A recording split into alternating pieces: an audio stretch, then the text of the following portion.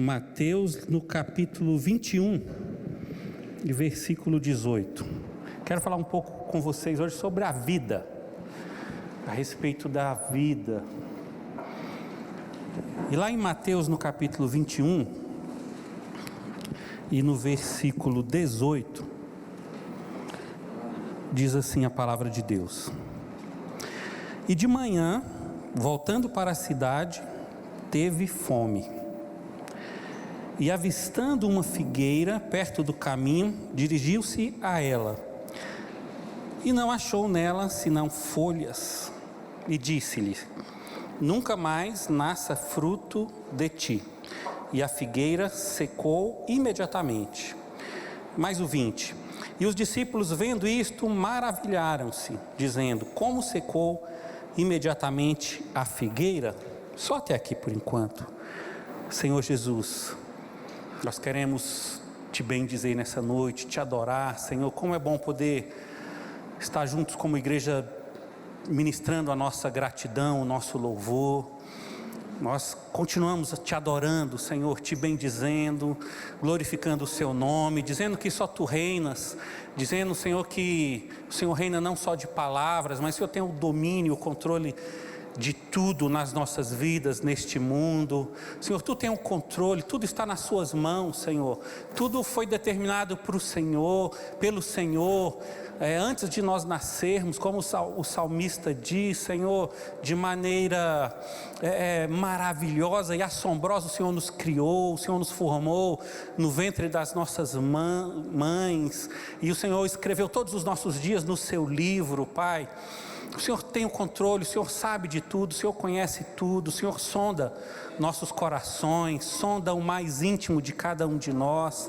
O Senhor conhece as nossas necessidades, o que nós precisamos, as nossas carências, as nossas fraquezas. Senhor, estamos diante do Senhor todos os dias como nus, Senhor, porque o Senhor vê tudo, o Senhor conhece tudo, Pai.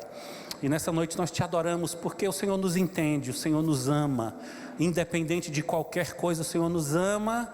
O Senhor enviou o seu Filho para morrer por nós. O Senhor levou sobre si nossos pecados, nossas falhas, nossas transgressões. Por isso nós nos reunimos para te adorar, para celebrar o teu nome, para celebrar a vitória da cruz, para celebrar, Senhor, a tua luz que brilhou um dia nas nossas vidas.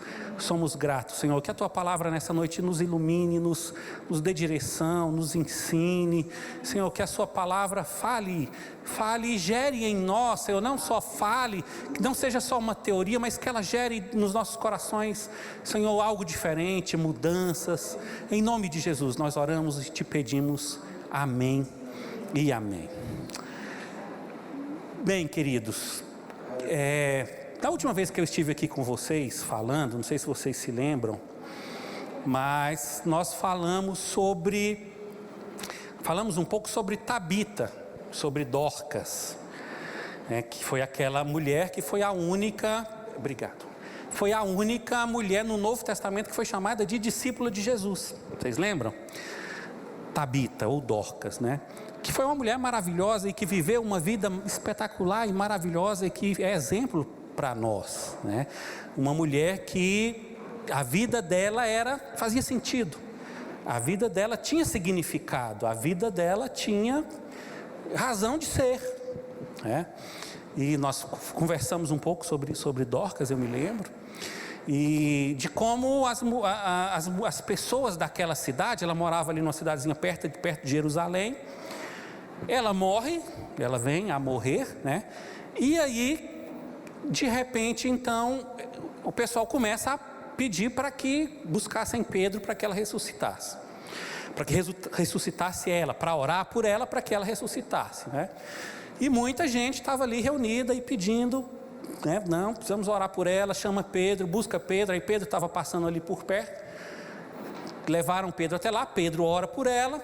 Depois vocês dão mais uma lidinha, se vocês quiserem, está lá em Atos, no capítulo 9, a partir do versículo 36.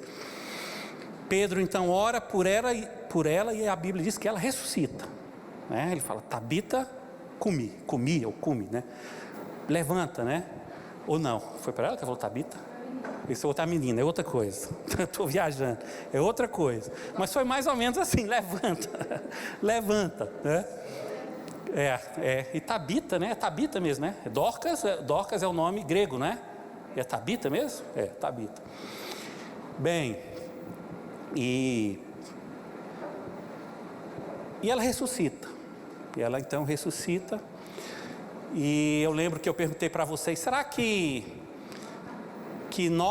você, se você morresse, se eu morresse, né?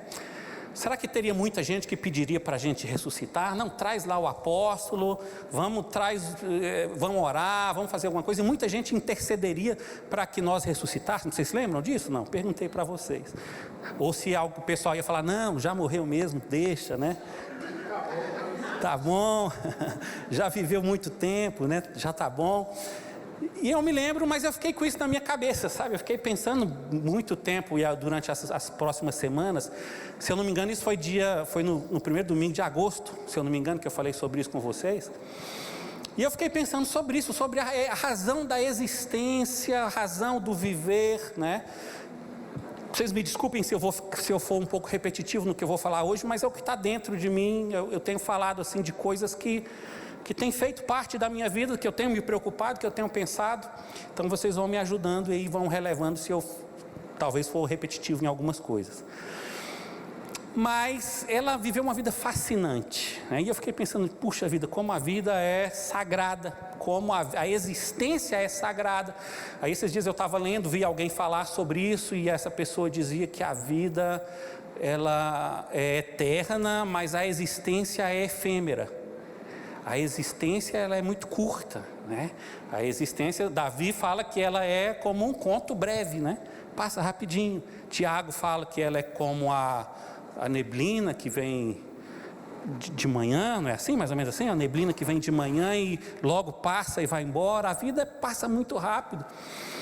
E eu fiquei pensando sobre isso, né? De como a vida é sagrada, de como a nossa existência é sagrada e de como ela tem que fazer sentido e de como ela tem que ter uma razão de ser para valer a pena, né? Para valer a pena ela tem que ter uma razão de ser. E Tabita com Dorcas foi assim, valeu a pena, tanto que as pessoas clamaram. Quando Pedro chegou, né, as mulheres, nós lemos lá em Atos, diz que as mulheres mostravam as roupas para Pedro. Olha aqui o que ela fez, olha aqui o que ela fez para mim, né? Eu até falei de que eram argumentos, né? As mulheres estavam falando com Pedro, essa mulher tem que ressuscitar, olha aqui o que ela fez por nós, olha aqui o que ela nos deu, né? E eu fiquei pensando muito sobre isso. Será que eu coloquei vocês no meio também, será que eu e meus irmãos temos esses argumentos assim para falar, olha, nós precisamos viver mais, não Senhor, dá mais aí 10, 20, 30, 40, 50 anos de vida para cada um de nós precisamos viver muito, porque nós temos muito que fazer, nós temos muita vida e muitas pessoas para ajudar e muito que fazer nesse mundo ainda, né? Será que nós temos pensado nisso? Ou a pastora Elma falou aqui na última vez que ela esteve falando conosco, ela falou muito sobre isso, né? Sobre essa questão do trabalho, de como a gente às vezes trabalha demais, né? E pensa só em ganhar dinheiro, pensa só em coisas deste mundo, né? Enfim, coisas aqui dessa terra, e colocamos no automático, na célula. Eu compartilhei com os irmãos que às vezes a vida está tão no automático que a gente nem vê a vida passar direito. Eu levanto, trabalho, almoço, vou trabalho de novo, volto para casa, durmo, levanto, trabalho, e está tão no automático, e a vida está tão sem graça e está tão sem sentido, e a gente vai vivendo tanto tempo assim. É interessante, não sei se vocês já experimentaram isso, mas às vezes tem períodos da nossa vida que a gente fica tão assim no automático, e a vida está tão sem sentido que a gente fica doido para chegar sexta-feira, não é? Aí chega na sexta, fala lá, escreve lá na rede social, né? Sextou, né? Fica doido para chegar sexta-feira, porque o resto não faz tanto sentido, não está fazendo muito sentido de ser a vida, né? E a gente coloca no automático, né? Eu lembrei do filme, a gente conversou lá na célula, né? Do filme, do Clique. Vocês lembram do Clique? Que é o filme que o cara lá tem um controlezinho, ele passa a vida logo para frente, a hora que é um momento que ele não quer que dure muito, ele passa, aperta no controle, passa lá em uma velocidade mais rápida, e assim a vida vai passando. E essa vida vai se sendo assim, sem sentido e sem razão de ser. E muitas vezes nós vivemos assim, dentro da igreja, e como cristãos vivemos assim. Mas Dorcas foi muito diferente disso. A vida dela fazia sentido. Tanto é que as pessoas não queriam deixar ela embora, né? Não quiseram deixar ela embora. Aí eu fiquei pensando à tarde sobre essa questão de ressuscitar, e me deu até uma curiosidade, fui ver na Bíblia quais os casos que ocorreram na Bíblia de ressurreição. Vocês já viram isso? De que alguém orou e as pessoas ressuscitaram. Falei, vou dar uma olhada de como foi essa questão da ressurreição na Bíblia. E foi agora à tarde, foi bem rapidinho a minha pesquisa. Se eu esquecer de alguém, se vocês lembrarem, vocês vão me lembrando, tá? Mas aí eu fui ver na Bíblia quem que ressuscitou. No Antigo Testamento foram 3 pessoas. A primeira está lá em 1 Reis, no capítulo 17, que foi o filho da viúva de Serepta. Elias orou por ela, vocês lembram? E o menino, o filho dela, ressuscitou. Primeiro. O segundo no Antigo Testamento foi lá em 2 Reis também, capítulo 2, o filho de uma mulher sunamita. Aí já é Eliseu. A primeira foi Elias, que orou. A segunda foi Eliseu, o filho de uma sunamita. Depois vem o terceiro, que eu acho fascinante essa história, porque também o terceiro foi um homem que ressuscitou através de Eliseu. Mas não foi pela oração de Eliseu, foi quando jogaram ele ali, tiveram que correr, fazer o enterro rapidinho lá, e quase que jogaram o corpo daquele homem em cima dos ossos de Eliseu. Quando o corpo do homem tocou nos ossos de Eliseu, ele ressuscitou. Esse é o terceiro caso. E eu acho fascinante porque havia uma profecia, Elias tinha falado para Eliseu, né, que ele faria o dobro de milagres que ele, né, que Elias. E, se eu não me engano, com esses números, se eu estiver errado, vocês me corrijam aí, vão me ajudando. Se eu não me engano, Elias realizou 7 milagres. O dobro, então, seriam 14 para Eliseu, né? E ele morreu e tinha realizado só 13. E o 14º foi esse, depois de morto, os ossos dele lá. E esse homem, então, ressuscita. Então, esse é o terceiro. Foram 3 no Antigo Testamento. Se alguém lembrar de mais algum, me ajuda aí, tá? O quarto, na minha lembrança, assim, rapidamente, hoje à tarde, já é lá no Novo Testamento. Já é com Jesus, que é o filho da viúva de Naim. Então é o quarto. Jesus orou por aquela criança e ela ressuscitou. O quinto é a filha de Jairo. Está lá em Lucas, no capítulo 8, versículo 41 em diante. A filha de Jairo. Jesus também. E em seguida, Jesus então, outro milagre, outra ressurreição através de Jesus, que é Lázaro, o amigo dele. E amigo das irmãs. Jesus era amigo também das irmãs, era amigo da família, e então ele ressuscita Lázaro. Essa é a terceira ressurreição, a sexta ressurreição, não é sexta? Sexta ressurreição. Depois, que eu achei também interessante, pesquisando sobre isso, está lá em Mateus 27, no capítulo 50 até o 53, a Bíblia diz lá que vários santos ressuscitaram quando Jesus expirou. Vocês lembram? Lá na cruz, Jesus foi... Quando ele expira, quando ele morre, aí o véu do templo se rasga, tremor na terra e escurece tudo. E a Bíblia diz que vários santos ressuscitaram. Então eu não sei quantos, um monte de gente lá ressuscitou, né? Então esse é o 7º vez que fala de ressurreição. 8ª vez é Dorcas, que é o que eu estou citando. Dorcas já através de Pedro, né? Pedro que ora por Dorcas e ressuscita Dorcas. O 9º caso é um caso interessante, que é o do Eutico. É Eutico que pronuncia? Como é que pronuncia? Eutico mesmo?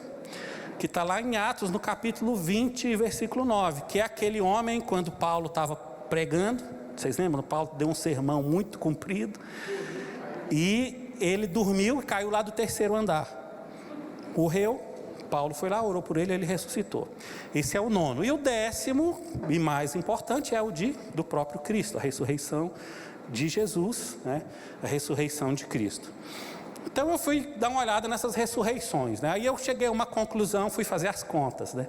10 De 10 ressurreições, 40% foram do que eu chamei respeitosamente dos filhos da mãe, que eram o filho da viúva, o filho da outra viúva, o filho da outra viúva, a filha de Jairo, que também a mãe provavelmente estava lá no meio, não foi só Jairo, né? A mãe, Jairo, talvez foi citado que era a filha dele, porque ele era mais conhecido, mas a mãe, a esposa de Jairo, estava lá no meio também pedindo. Então 4 ressurreições foram a pedidos da mãe, ou dos pais, vamos dizer que era dos pais. 40%. Aí um foi o de Jesus, o outro foi o de Dorcas, né? Os outros 60% foram de pessoas assim aleatórias, um que era amigo de Jesus, e outro que estava lá dormindo, enfim. Mas desses 10, tirando Jesus, é lógico, separando Jesus, que é o mais importante, que é, né, não vamos nem comentar sobre isso, tirando esses pedidos das mães, o mais significativo para mim foi Dorcas, porque muitas pessoas estavam pedindo para ela ressuscitar. A mãe é igual eu falei da outra vez, né? A mãe, não vamos levar em conta a mãe, né? Lógico que a mãe não vai querer que você morra, né? Mãe é mãe, né? Pai também, lógico, mas a mãe é mais ainda, né? Então não vamos levar em conta. Dorcas não, muita gente, muitas pessoas estavam pedindo para que ela ressuscitasse, para que ela voltasse, porque ela tinha uma importância na vida deles, ela tinha um significado na vida deles, ela tinha feito algo tão significativo para elas, que elas não queriam que ela fosse embora, elas queriam ela por mais um tempo ali com eles. E eu fiquei, pensando, puxa, como nós precisamos, como a igreja precisa ser como Dorcas, né? Como nós precisamos ser esse tipo de gente que faz falta, que dá significado para alguma coisa. Como nós precisamos ser mais esse tipo de... O cristianismo precisa ser mais um cristianismo mais prático, né? Que faz a diferença mesmo, que participa mesmo, né? Que não é só de teoria, que não é só de religião, que não é só de uma tradição, mas é um cristianismo que faz a diferença, que ajuda as pessoas. E eu fiquei pensando sobre isso, e então eu me lembrei desse texto, me lembrei dessa figueira, comecei a estudar sobre ela. Como eu falei para vocês, eu sempre gosto, eu aprendi que quando você se coloca ali como personagem daquela história, é mais fácil para você interagir. E umas semanas atrás eu vi também uma outra pessoa falar que é importante você dialogar com a palavra de Deus, é você dialogar com o texto, é importante também. Então eu comecei, além de me ver naquela história, eu comecei também a dialogar com o texto. Ele estava falando assim, que a Bíblia é a palavra de Deus. Aqui quando você lê algo, você está lendo a palavra de Deus, e com a palavra de Deus eu preciso dialogar com ela. Porque ele fala que quando você quando eu não abro um diálogo, eu fecho os ouvidos para ouvir também. Então quando eu não converso com essa palavra, eu também não estou disposto a ouvi-la. Então ele ensina a abrir um diálogo e fazer perguntas. Ele fala, você tem que fazer perguntas, o que esse texto tem a ver comigo? O que esse texto pode me ensinar? Em que situação ocorreu esse texto, né? E fazer perguntas e conversar para que você entenda, compreenda melhor. Eu comecei a fazer isso. Bem, nesse texto que nós lemos, a gente vê que é um ambiente rural, né? Eu acho interessante isso, que é um ambiente que eu gosto, rural.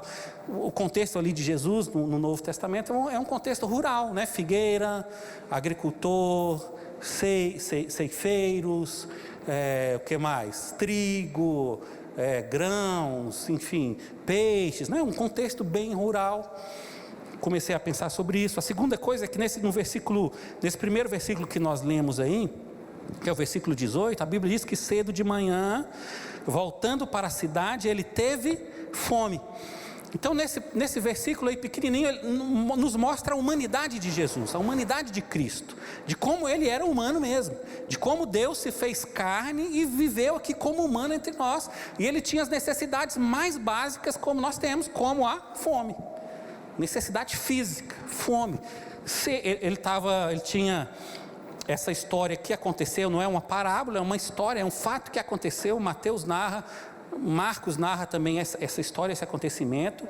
É logo depois ali da purificação do templo, quando ele vai tirar os vendedores lá do templo. Aí a Bíblia diz que ele sai da cidade, vai para Betânia, e depois, quando ele está voltando de manhã, ele tem fome. Aí o versículo 19 diz que ele avista uma figueira perto do caminho, e ele se dirige até ela. Ele vai até aquela figueira, ele olha para aquela figueira, vê ela, e ele vai até aquela figueira. Quando ele vê aquela figueira, ele tem uma expectativa. Ele tem uma expectativa de que naquela figueira ele ia encontrar algo que iria saciar, que ia resolver aquela necessidade básica que ele tinha. Ele tinha uma expectativa sobre isso. E aí eu fiquei pensando sobre isso, né? E fiquei, puxa, como que Jesus realmente é parecido conosco, né? Como ele viveu aqui em carne como nós, para sentir o que nós sentimos, vivenciar mesmo a nossa vida, e de como nós somos assim também, e de como esse texto fala de nós, e de como esse texto fala da vida de uma forma geral, né? E dessa expectativa que ele tem. E eu fiquei pensando, mas por que ele tinha expectativa? Por que ele tinha essa expectativa?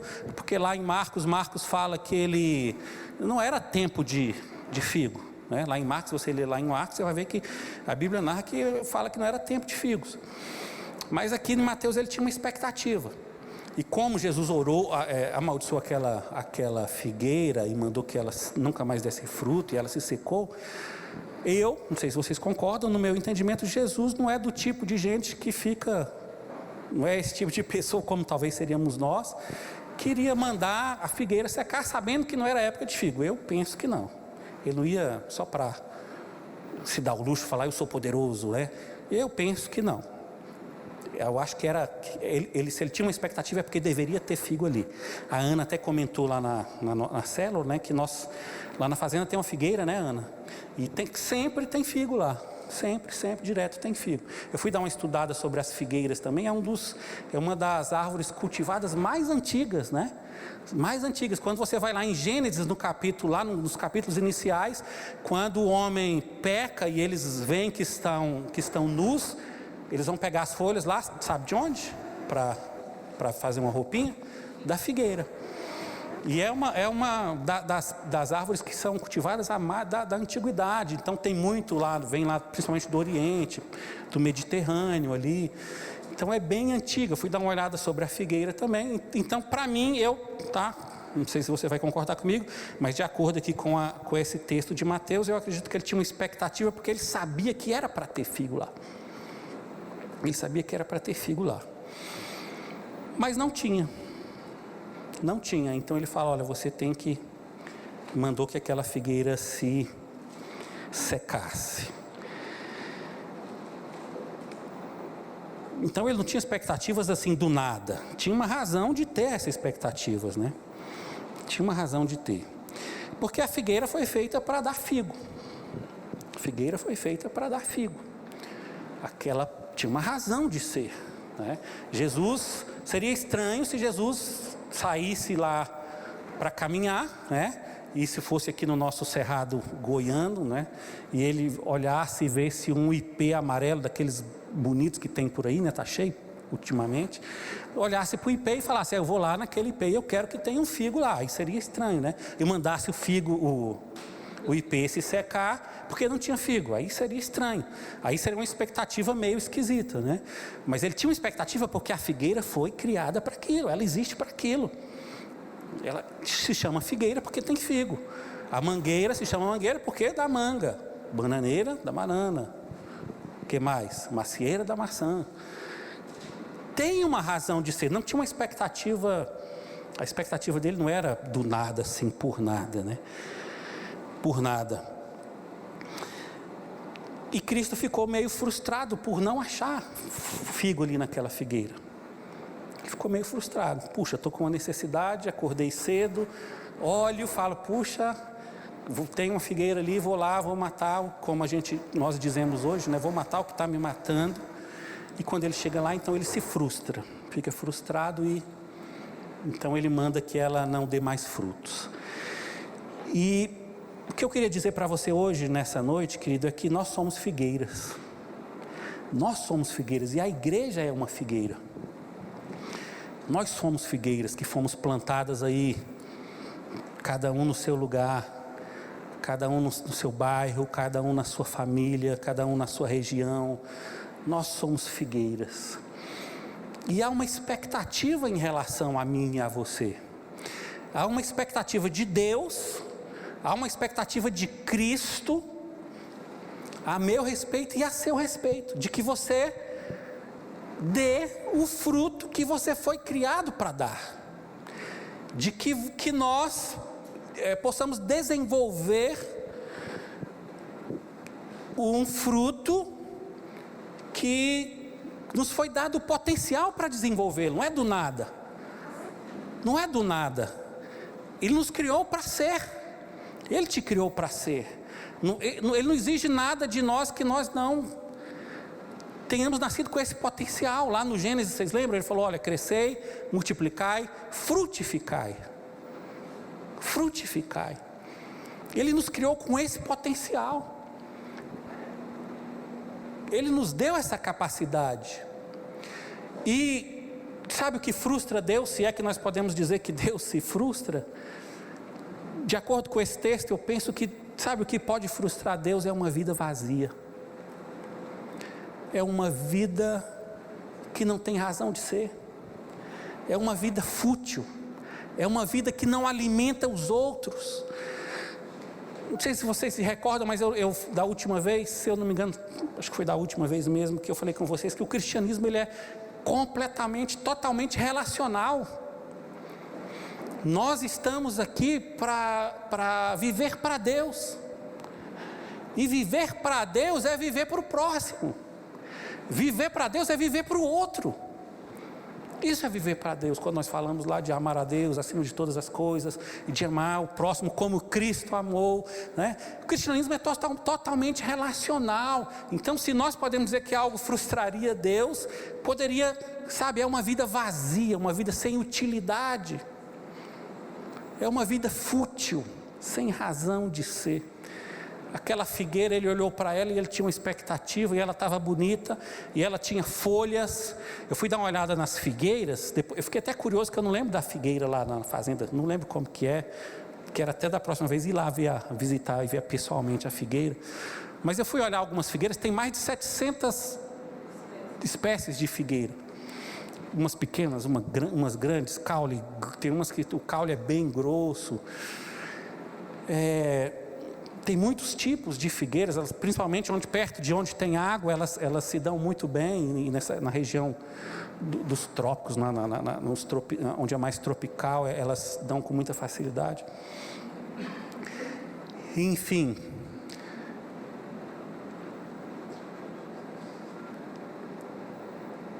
tinha muita folha, mas não tinha fruto. Fruto que é bom, não tinha. De certa forma ela enganou Jesus, né? Que ele olhou de longe, viu, tem uma figueira ali, opa, vou matar minha fome. Tinha aparência, exatamente. Tinha uma aparência. Mas quando Jesus chega perto, não tem nada. Não tem nada. E eu fiquei pensando muito sobre isso, querido. Será que, pensando sobre mim, é lógico, e aí cada um, né, pensa de si próprio. Será que a minha vida tem feito sentido? Será que eu tenho sido uma figueira que alimenta quem precisa? Como eu falei, nós somos figueiras. E eu quero te perguntar nessa noite, você não precisa responder, mas que tipo de figueira você tem sido? Que tipo de figueira nós temos sido, né? A igreja é para ser uma figueira. As pessoas olham para a igreja e elas tem uma expectativa de que elas vão chegar lá e vão receber alguma coisa. Vocês concordam comigo ou não? Não tem uma expectativa de que lá elas vão ser abençoadas, de que vai ser bom, de que Deus vai falar comigo. Tem uma expectativa. Sabe, e hoje eu quero que nós fiquemos com essa reflexão. Será que tipo de figueira nós temos sido? Ou será que nós temos vivido uma vida no automático, como eu falei, fútil às vezes, né? Que vai levando, da música lá, né? Deixa a vida me levar, a vida leva eu. Mas como será? Como será?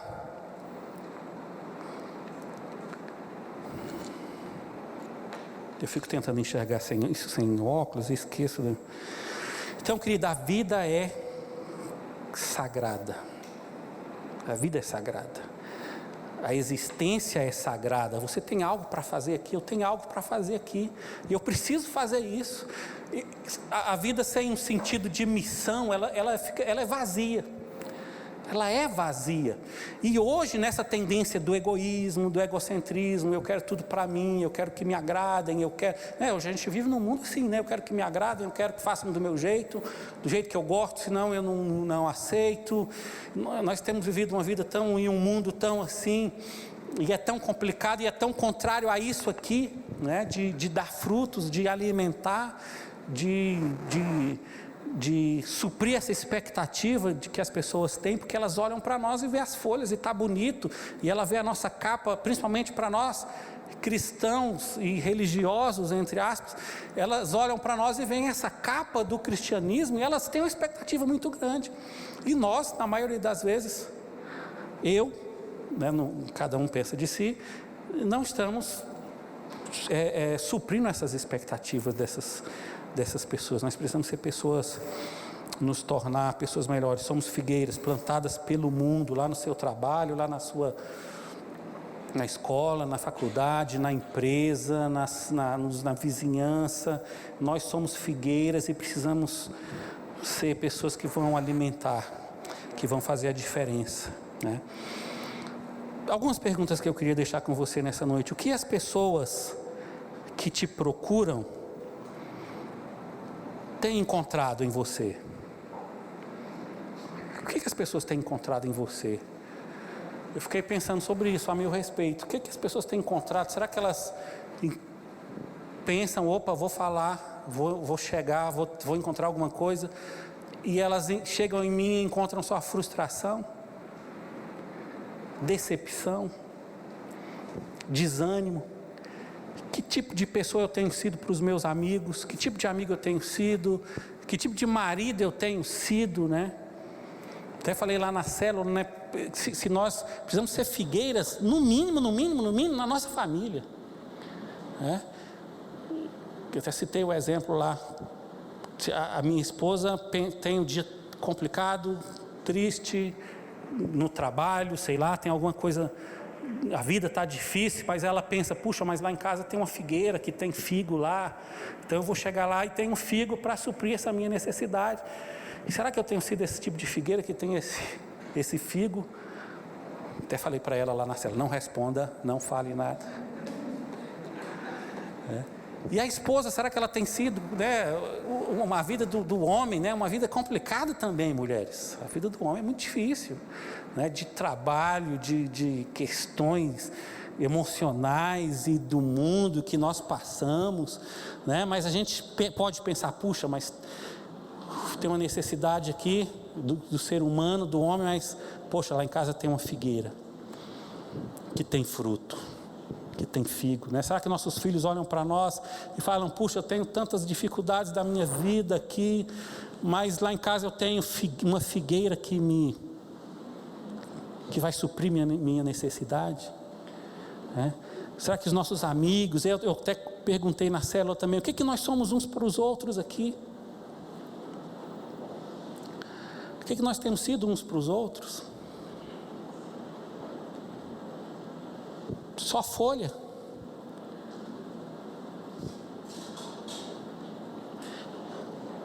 Eu fiquei decepcionado comigo mesmo. E cada um pensa a respeito de si. Se alguma coisa frustra Deus, é uma vida vazia. É uma vida que não faz sentido. É uma vida que não tem um sentimento de missão. Nós temos uma missão, queridos. Você tem uma missão. Nós temos que cumprir essa missão. Então, o que as pessoas que têm te procurado têm encontrado, né? Que tipo de figueira eu sou, né? Uma vida fútil, mesquinha, não tem nenhum sentido para Deus. De acordo com esse texto, uma vida mesquinha, fútil, sem frutos, não tem sentido para Deus. Por isso que Jesus mandou ela secar. não serve para nada, não tem sentido para Deus, não fazia sentido para Jesus. Por isso que eu penso que era época de figo, sim. Tinha que ter figo naquela árvore, sim. E sempre a gente fica nessa, não sei se vocês já tiveram isso, eu já de muito eu fico pensando qual é o sentido da vida, né? Por que eu estou aqui, da onde eu vim, para onde eu vou, onde eu estou, né? O que eu estou fazendo aqui? Porque nós temos momentos que é normal perder esse sentido de missão, esse sentido de que eu tenho algo para fazer aqui, de que eu tenho uma importância aqui, de que eu não fui um acidente do destino, né? Não vou repetir aquela história que vocês já estão cansados, de que tem não sei quantos milhões de espermatozoides e saiu você. Não vou repetir isso, vocês já sabem, mas eu entendo que nós estamos aqui por uma razão, por um motivo, porque Deus quis. Porque Deus quis. Nós estamos aqui porque Deus quis. Foi porque a camisinha furou, não foi porque foi estupro, então eu sou fruto de minha mãe não me queria. Não, sua mãe não queria, eu não sei, mas que Deus quis, né? Que Deus queria, sim, Ele queria. Deus queria, e eu preciso ter esse sentimento e esse sentido de missão, né? O que Deus espera da nossa vida? Eu queria que você guardasse todos esses questionamentos, né? O que Deus espera de você? O que você está fazendo aqui? Para que você veio? Que tipo de figueira você tem sido, né? Então vamos ter isso em mente, de que a vida é sagrada, a existência é sagrada, a vida ela é eterna, mas a existência que é efêmera, é curta, e eu preciso vivenciar o máximo, eu preciso fazer o máximo, cumprir o máximo da minha missão que eu puder, porque a vida é muito curta, amém? Somos figueiras uns para os outros. O Pai, né, isso aqui eu já falei. Nós não devemos desperdiçar nossa existência, ter esse sentido de missão, né, e poder dizer para o outro assim: puxa, que bom que você existe, que bom que você existe. Eu quero terminar lembrando de uma história. Muito desse texto aqui, dessa palavra de hoje, eu me baseei num pastor que eu tenho ouvido bastante, que se chama Estevão Fernandes, que é lá da Paraíba, de uma pessoa da igreja batista. Ele é pastor há 40 anos na mesma igreja, ele pastoreia a mesma igreja há 40 anos. E eu ouvi ele contando uma história de que certo dia o arcebispo lá da Paraíba chamou ele, entrou em contato com ele, ligou na igreja, queria falar com ele. Aí ele achou estranho, quando chegou ligou de volta, né, retornou a ligação, e ele então falou: o que o senhor deseja e tal. Não, eu queria falar com você, que eu estou com um problema, eu queria que você me ajudasse. O pastor achou estranho, mas falou: vamos embora, né? Marcou com ele, o arcebispo foi lá. Esse arcebispo é vivo lá até hoje, na Paraíba. Aí chegou lá, entregou uns exames para ele: pastor, olha aqui, eu queria que você orasse por mim, porque eu estou com câncer, estou doente e tal, enfim. Aí ele disse que ele ficou feliz pelo arcebispo, né? Não é um padre qualquer, não é o bispo qualquer, é o arcebispo da Paraíba e tal, da igreja católica. Ficou feliz, mas ao mesmo tempo ficou assim: puxa, o bispo, mas tudo bem, eu oro com o senhor com prazer e tal, mas por que o senhor tem os pares do senhor, os outros padres, os outros bispos, até outros arcebispos, por que o senhor veio me procurar? Ele falou: pastor, eu te reconheço como um homem de Deus aqui nessa cidade, por isso eu conheço o seu trabalho, você está aqui há 40 anos, eu conheço o seu trabalho, eu te reconheço como um homem de Deus aqui. Aí ele disse: então vamos orar. Os dois se ajoelharam, orou por ele e tal. Ele disse que ungiu, falou: eu posso orar para o senhor como eu oro com o pessoal que vem enfermo? Pode. Vamos nos ajoelhar então. Ajoelhou com ele, orou por ele, ungiu ele com óleo e tal. Aí o arcebispo ficou muito satisfeito. Eles se levantaram e quando ele foi se despedir do pastor Estevão, ele falou assim: que bom que você existe. Que bom que você disse. Ele disse que tremeu as pernas tremeram ali da responsabilidade que é viver, existir. Deus te chamou, querido, e chamou a mim para que as pessoas olhem para nós e falem para nós: que bom que você existe. Que bom que você existe, Cláudio. Que bom que você existe, Molina. O Tinai, que bom que você existe. Deus nos chamou para isso.